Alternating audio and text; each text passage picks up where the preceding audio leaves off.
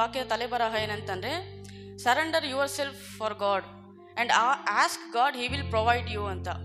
ದೇವರಿಗೆ ನೀನು ತಗ್ಗಿಸಿ ಒಪ್ಪಿಸಿಕೊಡು, ಆತನ ಚಿತ್ತಕ್ಕೆ ನಿನ್ನ ಸಂಪೂರ್ಣವಾಗಿ ಒಪ್ಪಿಸಿಕೊಡು ಅಂತ ನನ್ನ ವಾಕ್ಯದ ತಲೆಬರಹವಾಗಿದೆ. ದಾವೀದನಾಗಲಿ ಯೋಸೇಫನಾಗಲಿ ಅವರು ದೇವರಲ್ಲಿ ಸರೆಂಡರ್, ಅವರು ತನ್ನನ್ನು ದೇವರಿಗೋಸ್ಕರ ತಗ್ಗಿಸಿಕೊಂಡಿದ್ರು. ಅದಕ್ಕಾಗಿಯೇ ಯೋಸೇಫನಿಗೆ ಪಾಪವನ್ನು ಹಿಡಿದಿಟ್ಕೊಳ್ಳುವ ಸಂದರ್ಭ ಬಂದಾಗಲೂ ಕೂಡ ಅವನು ದೇವರನ್ನು ದೂಷಿಸುವುದಕ್ಕೆ ಆಗಲಿ, ದೇವರನ್ನು ಬಿಟ್ಟು ಅವನು ಅಗಲೋದಕ್ಕಾಗಲಿ ಪಾಪವನ್ನು ಬಿಟ್ಟು ಓಡಿ ಬಂದದ್ದು. ದಾವೀದನು ಕೂಡ ಹೇಗೆ ಯೇಸು ಸ್ವಾಮಿಗೆ ತನಗೆ ಒಪ್ಪುವಂಥ ಮಗನಾದನು ಅಂತ ಅನ್ಸ್ಕೊಂಡ್ರೆ, ಎಲ್ಲ ಒಂದು ವಿಷಯದಲ್ಲೂ ಕೂಡ ದಾವೀದನು ದೇವರ ಚಿತ್ತಕ್ಕಾಗಿ ಒಪ್ಪಿಸಿಕೊಳ್ತಾ ಇದ್ದ. ದಾವೀದನು ದಿನ ಯೇಸು ಸ್ವಾಮಿ ಹತ್ರ ಪ್ರೇಯರ್ ಮಾಡ್ತಾ ಇದ್ದ. ಓದಿಕೊಳ್ಳೋಣ ಕೀರ್ತನೆ 143:10. ಆಮೇನ್. ಸಾಕು. ದಾವೀದನು ಯುದ್ಧಕ್ಕೆ ಹೋಗೋದಕ್ಕಿಂತ ಮುಂಚೆ, ಈಗ ಯುದ್ಧಕ್ಕೆ ವಿರೋಧಿಗಳು ಬರ್ತಾ ಇದ್ದಾರೆ ಅಂತ ಅಂದಿದ ತಕ್ಷಣ ದಾವೀದನು ಯಾವಾಗಲೂ ಫಸ್ಟ್ ಹೋಗಿ ಸೈನಿಕರನ್ನೆಲ್ಲ ನೀವು ಹೋಗಿ ರೆಡಿ ಆಗಿಬಿಡ್ರಿ, ನಾನು ಹೋಗಿ ಪ್ರೇಯರ್ ಮಾಡ್ಬಿಟ್ಟು ಬರ್ತೀನಿ ಅಂತ ಹೇಳ್ತಾ ಇದ್ದಿಲ್ಲ. ಎಲ್ಲ ಸೈನಿಕರನ್ನು ಬದಿಗಿಟ್ಟು ಅವನು ಮಾತ್ರ ಅವನು ಮಾತ್ರ ಸಂಪೂರ್ಣವಾಗಿ ತನ್ನನ್ನು ಒಪ್ಪಿಸಿಕೊಟ್ಟು ಒಂದು ಕೋಣೆಯೊಳಗೆ ಹೋಗಿ ದೇವರಿಗೆ ನಾನು ಯುದ್ಧ ಮಾಡ್ಲಾ ಬೇಡವಾ, ನಾನು ಈ ರೂಟಿಂದ ಹೋಗ್ಲಾ ಬೇಡವಾ ಅಂತ ದೇವರ ಪ್ರಾರ್ಥನೆ ಮಾಡುವಾಗ ದೇವರು ಆತನ ಚಿತ್ತವನ್ನು ದಾವೀದನಿಗೆ ತಿಳಿಸ್ತಾ ಇದ್ದನು. ನೀನು ಈ ರೀತಿಯಾಗಿ ಹೋಗು, ಈ ಹಿಂದೆ ದಾರಿಯಿಂದ ಹೋಗು ಅಂತ ದಾವೀದನಿಗೆ ದೇವರು ತಿಳಿಯಪಡಿಸ್ತಾ ಇದ್ರು, ಹೇಗೆ ವಿರೋಧಿಗಳನ್ನು ಜಯಿಸಬೇಕು ಅಂತ. ಅದೇ ರೀತಿಯಾಗಿ ಕೂಡ ನಾವು ಅಷ್ಟೇ, ನಾವೇನಾರ ಒಂದು ಮಾಡಬೇಕಾದ್ರೆ, ನಾವೇನೋ ಒಂದು ಡಿಸಿಷನ್ ತೊಗೊಬೇಕಾದ್ರೆ ನಾವು ದೇವ್ರ ಹತ್ರ ಹೋಗಿ ದೇವ್ರನ್ನ ಇದನ್ನು ಮಾಡಬಾರ್ದ, ನಾವು BCA ಮಾಡಲಾ BCom ಮಾಡಲಾ ಅಂತ ದೇವ್ರ ಬಗ್ಗೆ ದೇವರ ಹತ್ರ ನಾವು ಹೋಗಿ ಆಪ್ಷನ್ ಇಡಬಾರ್ದು. ಸಂಪೂರ್ಣವಾಗಿ ನಮ್ಮನ್ನು ಒಪ್ಪಿಸಿಕೊಡ್ಬೇಕು. ಹೇಗೆ ಅಂತಂದರೆ, ತುಂಬಿದ ಪಾತ್ರೆಯನ್ನು ಭರ್ತಿಯಾದ ಪಾತ್ರೆಯನ್ನು ಆತನು ತುಂಬಿಸಲು ಶಕ್ತನಾಗಿದ್ದಾನೆ. ದೇವರ ಬಳಿಯಲ್ಲಿ ನಾವು ಖಾಲಿಯಾಗಿ ಹೆಂಗಂತಂದರೆ, ನಾವು ಖಾಲಿ ಹೃದಯವಾಗಿ ಆಪ್ಷನ್ ಹಿಡ್ದಲೇ ದೇವರ ನಿನ್ನ ಚಿತ್ತದಂತೆ ನಾನು ನಡೆಸು, ಸಂಪೂರ್ಣವಾಗಿ ನನ್ನ ನಡೆಸು ಅಂತ ನಾವು ಮುಂದೆ ಹೋಗುವಾಗ, ದೇವರ ಬಳಿ ಪ್ರಾರ್ಥನೆ ಮಾಡುವಾಗ ಆತನ ಚಿತ್ತವನ್ನು ನಮಗೆ ತಿಳಿಸಲು ಶಕ್ತನಾಗಿದ್ದಾನೆ. ಅದನ್ನು ಕೇಳಲಿಕ್ಕೆ, ಅದನ್ನು ಗ್ರಹಿಸಲಿಕ್ಕೆ ನಾವು ಆತನಿಗೆ ಮಾತಿಗೆ ಕಿವಿಗೊಡಬೇಕು ಅಷ್ಟೇ. ಆಮೇನ್. ಓದಿಕೊಳ್ಳೋಣ ಕೀರ್ತನೆ 23:3.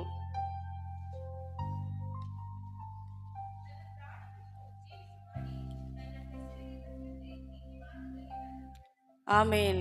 ಯಾವಾಗ ನಾವು ಆತನ ಚಿತ್ತದಂತೆ ನಡೆಯಲು ನಾವು ಒಪ್ಪಿಸಿಕೊಡ್ತೇವೋ, ನನ್ನ ಪ್ರಾಣವನ್ನು ಉಜ್ಜೀವಿಸ ಮಾಡಿ ತನ್ನ ಹೆಸರಿಗೆ ತಕ್ಕಂತೆ ನೀತಿ ಮಾರ್ಗದಲ್ಲಿ ನಾನು ನಡೆಸುತ್ತಾನೆ. ತನ್ನ ಹೆಸರಿಗೆ ತಕ್ಕಂತೆ ಅಂದರೆ ಯಾರ ಹೆಸರಲ್ಲಿ? ದೇವರ ಹೆಸರಿಗೆ ತಕ್ಕಂತೆ ನಮ್ಮನ್ನು ಆತನ ಚಿತ್ತದಲ್ಲಿ ನೀತಿ ಮಾರ್ಗದಲ್ಲಿ ನಾವು ನಡೆಸುತ್ತಾನೆ.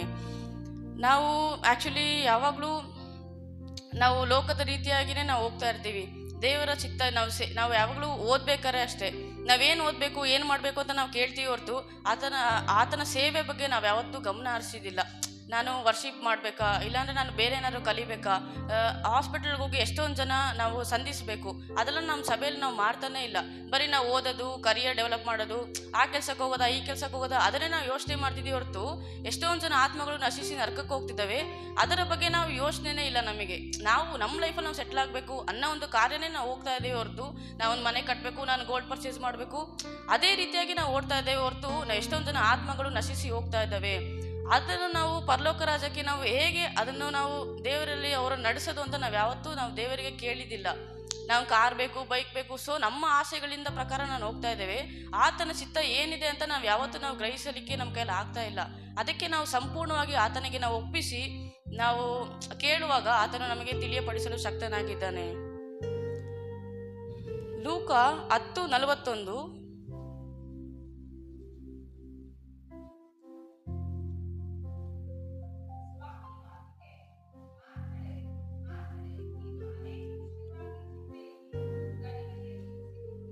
ಆಮೇನ್. ದೇವರ ವಾಕ್ಯದಲ್ಲಿ ಸ್ಪಷ್ಟವಾಗಿ ಹೇಳ್ತಾ ಇದೆ, ನೀನು ಅನೇಕ ವಿಷಯವಾಗಿ ಚಿಂತೆಯಲ್ಲಿಯೂ ಗಡಿಬಿಡಿಯಲ್ಲಿಯೂ ಸಿಕ್ಕಿ ಹಾಕಿಕೊಂಡಿದ್ದಿ. ನಾವು ಸಹ ಎಷ್ಟೋ ವಿಚಾರಗಳೇ ನಾವು ಸಿಕ್ಕಾಕೊಂಡಿದ್ದೇವೆ. ಲೋಕದ ಕಾರ್ಯಗಳು ಬಿಡಬೇಕಂತ ನಮಗೆ ಆಸೆನೇ, ಬಟ್ ಅರೆ ನಮಗೆ ಬಿಡೋಕ್ಕಾಗ್ತಾ ಇಲ್ಲ. ಎಷ್ಟೋ ತಪ್ಪುಗಳು ನಾವು ಅದನ್ನು ಗ್ರಹಿಸ್ಕೊಳ್ತಾ ಇದ್ದೀವಿ, ತಪ್ಪು ಅಂತ ನಮಗೆ ಗೊತ್ತು, ಬಟ್ ಆದರೂ ಅದನ್ನು ನಾವು ಜಯಿಸ್ಕೊಂಡು ಬರೋಕ್ಕಾಗ್ತಾ ಇಲ್ಲ. ಎಷ್ಟೋ ಯೌವನಸ್ಥರು ಕೂಡ ಬೇಡವಾದ ಕಾರ್ಯಗಳಲ್ಲಿ ಅವರು ಮುಳುಗೋಗಿದ್ದಾರೆ. ಅದರಿಂದ ಅವ್ರ ಕೈಯಲ್ಲಿ ಓವರ್ಕಮ್ ಮಾಡಕ್ ಆಗ್ತಾ ಇಲ್ಲ. ಸೊ ಅಂತ ಯೌವನಸ್ಥರು ನಾವು ಸ್ಪಂದಿಸಬೇಕು. ಅಂತ ಯೌವನಸ್ಥರು ಮಧ್ಯದಲ್ಲಿ ನಾವು ಸೇವೆ ಮಾಡಬೇಕು. ಅದಕ್ಕೆ ನಮ್ಮನ್ನು ನಾವು ಸಂಪೂರ್ಣವಾಗಿ ತಗ್ಗಿಸಿಕೊಂಡು ದೇವರಲ್ಲಿ ಒಪ್ಪಿಸುವಾಗ ಆತನು ಈ ಯೌವನಸ್ಥರಿಗೋಸ್ಕರ ನೀನು ಪ್ರಾರ್ಥನೆ ಮಾಡು, ಇವರು ಸಾಯಲಿಕ್ಕೆ ಇವಾಗ ಸಿದ್ಧರಾಗಿದ್ದಾರೆ, ಅವರಿಗೋಸ್ಕರ ನೀನು ಮೊಣಕಾಲೂರಿ ಪ್ರಾರ್ಥನೆ ಮಾಡು ಅಂತ ಹೇಳಕ್ಕೆ ದೇವರು ರೆಡಿಯಾಗಿದ್ದಾರೆ. ಬಟ್ ಆತನ ಮಾತುಗಳಿಗೆ ನಾವು ಕಿವಿಗೊಡಲು ನಮ್ಮ ಕೈಯಲ್ಲಿ ಆಗ್ತಾ ಇಲ್ಲ. ದೇವರು ನಮಗೆ ಹೇಳ್ತಾನೆ ಇರ್ತಾರೆ, ಇವಾಗ ನೀನು ಪ್ರೇಯರ್ ಮಾಡು. ರಾತ್ರಿ ಎಷ್ಟೊಂದು ಸಲ 3 ಗಂಟೆಗೋ 4 ಗಂಟೆಗೋ ಎದ್ದು ಪ್ರೇಯರ್ ಮಾಡಲಿಕ್ಕೆ ದೇವರು ಹೇಳ್ತಾರೆ. ಬಟ್ ಆದರೆ ನಮ್ಮ ದೇಹಕ್ಕೆ ನಮ್ಗೆ ಬಲ ಸಾಕಾಗ್ತಿಲ್ಲ. ಪವಿತ್ರಾತ್ಮನು ಎಷ್ಟೋ ವಿಚಾರಗಳಿಗೆ ನಮ್ಗೆ ತಿಳಿಸ್ತಾರೆ, ಹಿಂಗ್ ಮಾಡು ಅಂತ. ನಾವು ಅನ್ಕೊಂತೀವಿ ನಮಗಲ್ಲ, ಇದು ಬೇರೆಯವರಿಗೆ, ಇದು ಅವರಿಗೆ ಅಂತ ನಾವು ಅನ್ಕೊಬೋದು. ಆದರೆ ನಮಗೆ ಕೊಟ್ಟಂತ ಆಪರ್ಚುನಿಟಿನ ನಾವು ಯೂಸ್ ಮಾಡ್ಕೊಬೇಕು. ಪವಿತ್ರಾತ್ಮ ತಟ್ಟಿ ಎಬ್ಬರಿಸ್ತಾ ಇದ್ದಾನೆ ಅಂತ ಅಂದ್ರೆ ಎತ್ತಿ ಆ ಸಮಯದಲ್ಲಿ ನೀವು ಪ್ರಾರ್ಥನೆ ಮಾಡುವಾಗ ಎಷ್ಟೊಂದು ಜನ ಆತ್ಮಗಳು ರಕ್ಷಣೆ ಹೊಂತವೆ. ಯಾರೋ ಸಾಯಲಿಕ್ಕೆ ಇರುವಂತಹ ಒಬ್ಬರನ್ನು ನಿನ್ನ ಪ್ರಾರ್ಥನೆಯ ಮುಖಾಂತರ ಆತರ ಪ್ರಾಣವನ್ನು ಕಾಯುವುದಕ್ಕೆ ದೇವರು ನಮ್ಮನ್ನು ಉಪಯೋಗಿಸ್ಕೊಳ್ತಾನೆ. ಲೂಕ 11:5-8 ಓದ್ಕೊಳ್ಳೋಣ.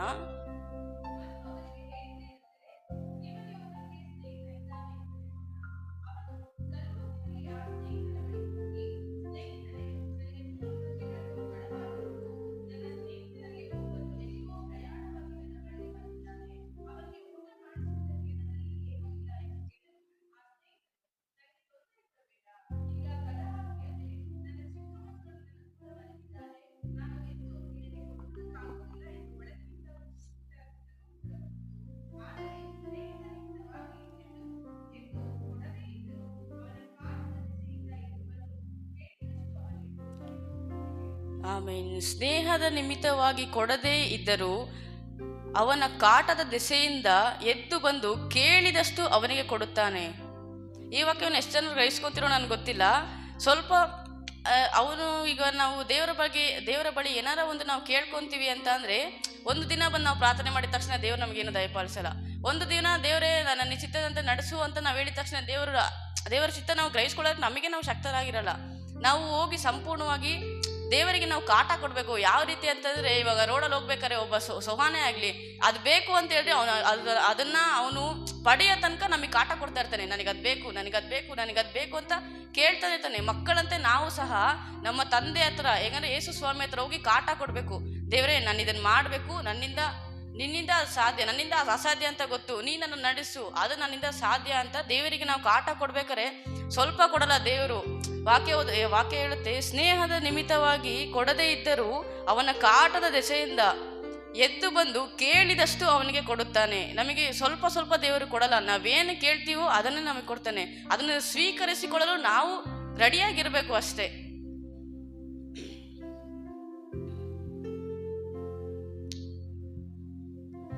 ಆದ್ದರಿಂದ ದೇವರ ಚಿತ್ತದಂತೆ ನಡೆಯಲು ನಮ್ಮನ್ನು ಒಪ್ಪಿಸಿಕೊಡೋಣ.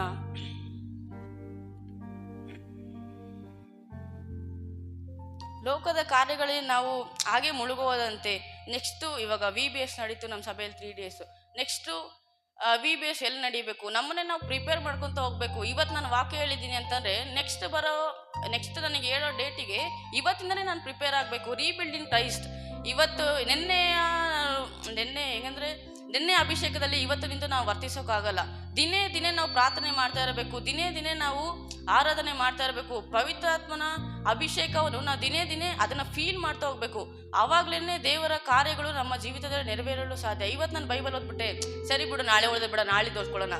ಇವತ್ತು ನಾನು ಪ್ರೇಯರ್ ಮಾಡ್ಬಿಟ್ಟೆ, ಬಿಡು 3 ದಿನ ಮೀಟ್ ಮಾಡೋಣ. ಇವತ್ತು ನಾನು ತಿಂಗಳು 3 ದಿನ ಉಪವಾಸ ಮಾಡಿದೆ, ಈ ತಿಂಗಳು ಬೇಡ ಬಿಡು, ನೆಕ್ಸ್ಟ್ ತಿಂಗಳು ಮಾಡ್ಕೊಳ್ಳೋಣ ಅಂತ ಕಾನ್ಸೆಪ್ಟ್ ನಮ್ಮದಲ್ಲಿ ಇರ್ದಲೆ ಯಾವಾಗ ನಾವು ಬೈಬಲ್ ಓದೋಣ, ಯಾವಾಗ ನಾವು ಪ್ರೇಯರ್ ಮಾಡೋಣ, ಯಾವಾಗ ನಮ್ಗೆ ಫ್ರೀ ಟೈಮ್ ಸಿಗುತ್ತೆ ಅಂತ ನಾವು ನಮ್ಮ ಹೃದಯ ಕಾಯ್ತಾ ಇರಬೇಕು. ಅದಕ್ಕೋಸ್ಕರ ಆ ಥರ ನಾವು ಬಿಲ್ಡ್ ಆಗಬೇಕು ಕ್ರಿಸ್ತನಲ್ಲಿ ಅಂತ ಹೇಳಕ್ ಬಯಸ್ತೇನೆ.